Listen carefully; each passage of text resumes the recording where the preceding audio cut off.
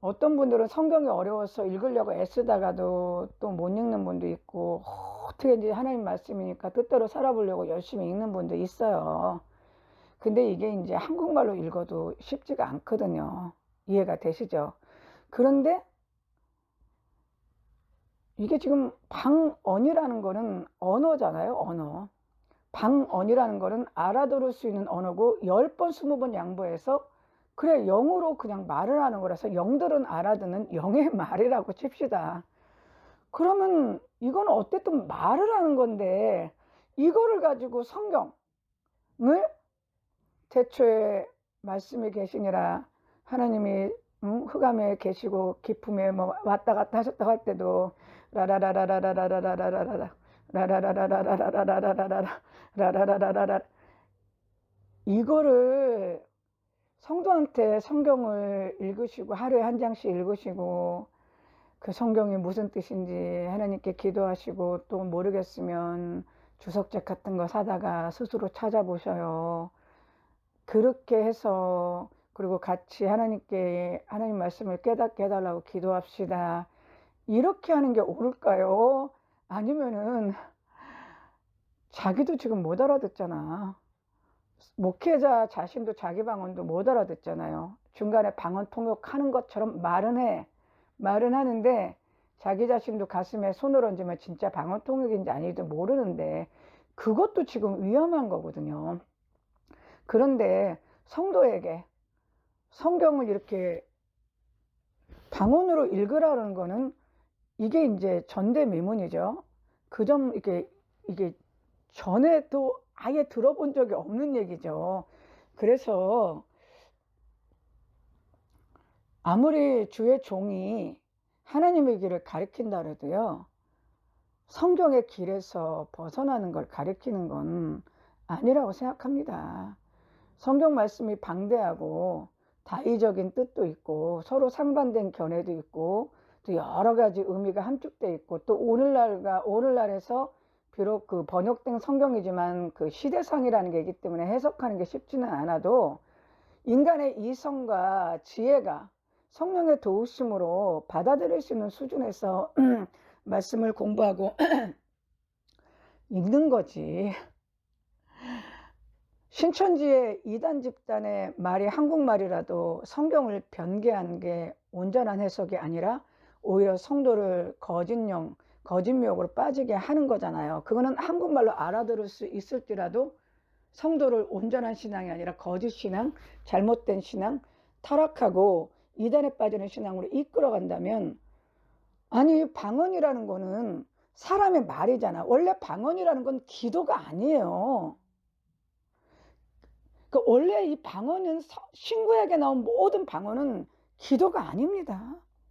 기도가 아니고 말의 기능인데 거의 고린도전서 14장을 빼놓으면 다 사람이 알아듣는 사람의 말이었고 고린도전서 14장만 영으로 말한다는 그 하나 때문에 마치 내 영이 하나님께 성령의 은사를 통해서 성령의 말하게 하심에 따라 말하는 것처럼 그렇게 비춰진 것 뿐인데 그것도 기도의 성격도 별로 없는데 그런 방언을 가지고 못 알아듣는 전혀 피리 부는 것 같고 검은 거 부는 것 같아서 언어로서의 기능이 하나도 없는 그 방언을 가지고 그러지 않아도 한국말로 읽어도 지금 뭔 말인지 알아듣기가 힘들어서 집중하지 않으면 진도가 안 나가는 성경을 가지고 방언으로 성경을 읽으라고 하는 그러면 유익이 많답니다.